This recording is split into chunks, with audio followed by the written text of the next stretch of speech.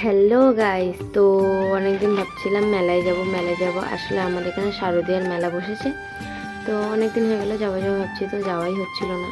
তো আজকে বেরিয়ে পড়েছিলাম, কারণ আজকে ছুটি ছিল বরমশাইয়ের, আর মেয়েকে নিয়েও অনেকদিন হয়ে গেলো বেরোনো হচ্ছিল না। তো আজকে দুজন মিলে বললাম চলো আজকেই ঘুরে আসা যাক। তো দেখো আমরা এখন মেলায় এসে গেছিলাম, আর মেলায় আজকে প্রচণ্ড ভিড় ছিল। আসলে আজ ছুটির দিন ছিল, সবাই মেলায় এসেছিলো ঘুরতে, মনে হয় প্রচুর ভিড়, আর গরমে অনেক কষ্ট হচ্ছিল। মাঝে তো মনে হচ্ছিলো যে আজকে কেন এলাম, সিরিয়াসলি। মানে এরকমও মনে হচ্ছে যে আজকে না আসলে হয়তো আমি পরে আসতাম, আসলে এতটাও ভিড় ছিল। তো আমার দুটো বন্ধুর আসার কথা ছিল, তো আমরা এখন মেলায় ঢুকেছিলাম, মনে বললো আয় আমরা মেলার ভিতরেই আছি। তো তারপর দেখো আমরা এখানে আছি, আর এই মেলাটা হলো এরকম একটা মেলা যে এই মেলাটায় তুমি কি এমন জিনিস পাবে না, মানে সব রকম জিনিস তুমি পাবে এই মেলাটায়।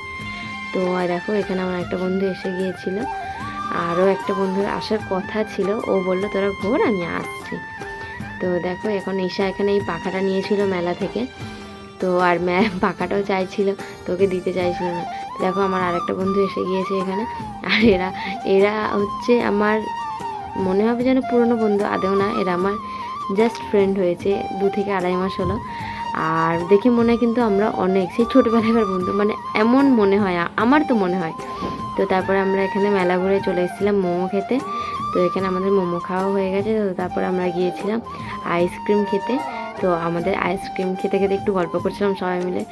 তো তারপরে এখান থেকে এবার যে যার বাড়ি চলে যেতে হবে, আবার সেই সোমবার দেখা হবে। তো ভিডিওটা কেমন লাগলো অবশ্যই কমেন্টে জানিও।